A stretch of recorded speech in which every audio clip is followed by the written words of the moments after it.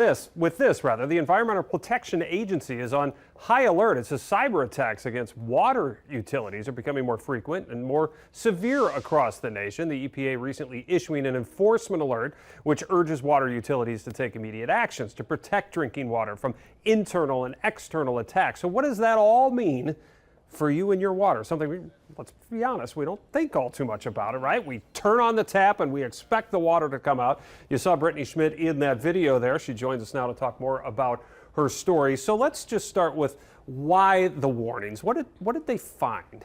So recently, the EPA did last year, they went through utilities and did surveys and did some inspections by federal officials. And what they found across the nation, that 70% of water utilities had some sort of violation in regards to cybersecurity threats, other intrusions, breaches of that nature. So they're putting out this alert to water utilities, be like, hey, we're monitoring things. Some things need to change. Do they know who's doing this? Who's doing these probing cyber attacks? According to the EPA Deputy Administrator Janet McCabe, she says that it is Russia, it is China, it is Iran, it is other foreign countries that are going after those critical infrastructures, including water, wastewater, all of those types of things. So if this doomsday scenario if they were to become successful, what kinds of things could happen?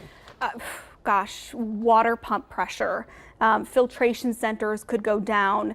It could disrupt water pressures throughout the city. It could cause your water mains to bust and explode. So it would be not explode, but you know what I mean, break. Rupture, and then all of a sudden people don't have water, which is what they need. So you were talking to Green Bay. We saw that in the video. We're going to hear from them tonight. But tell us some of the things about what was their reactions? Because what this sounds like is people sounding the alarm.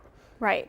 Did they react the same way? Not at all. He says this is always top of mind. It's not like out of sight, out of mind. Sure. It is always at the top of their mind. And so what they've done already, and they talked a little bit about preventative measures that they have. So when we talk about the filtration center and the pumps and stuff, he tells me they cannot be hacked externally. And this is why. It's because it's a closed loop. It's not accessible by the internet. So an outside source can't hack into the system and disrupt the filtration centers or anything like that.